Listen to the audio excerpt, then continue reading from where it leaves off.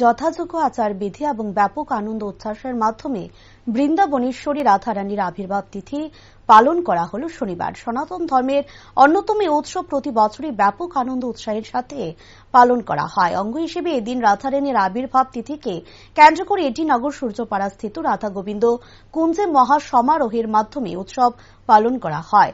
এই পুণ্যতিথি উপলক্ষে গত 16 সেপ্টেম্বর থেকে 22 সেপ্টেম্বর পর্যন্ত রাধা মাধব আশ্রমে রাধা লীলামৃত অম্বাদন এর আয়োজন করা হয়, যার মধ্যে শনিবার মধ্যাহ্ন রাধারানীর অভিষেক করা হয় এবং সন্ধ্যায় লীলা কীর্তনের আয়োজন করা হয়।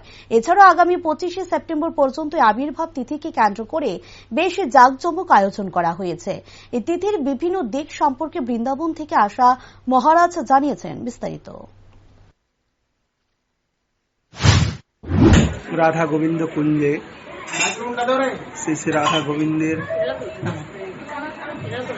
গোবিন্দের বিশেষ উৎসব সমারোহ। আজকে শ্রী শ্রী রাধা বিশ্বভানু রাজনন্দিনী শ্রী শ্রী রাধারানীর শুভ আবির্ভাব মহোৎসব।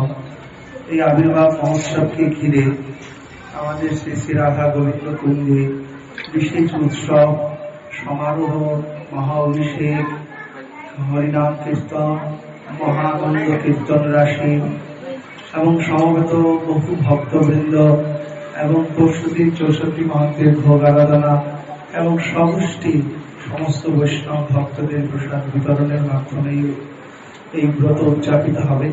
এটি আমাদের জন্য একটা গৌরবের বিষয়।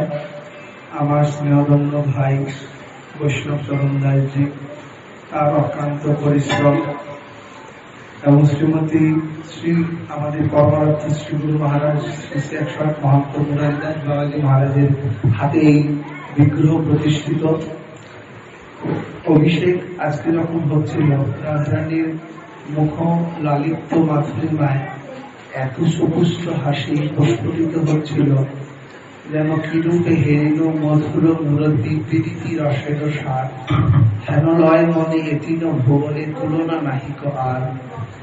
বাস্তবিক ভগবানের দর্শন করলে মনের আনন্দ অনুভূতি যখন হয়ে যায়, তখনই মনে হয় ভগবান জাগ্রত।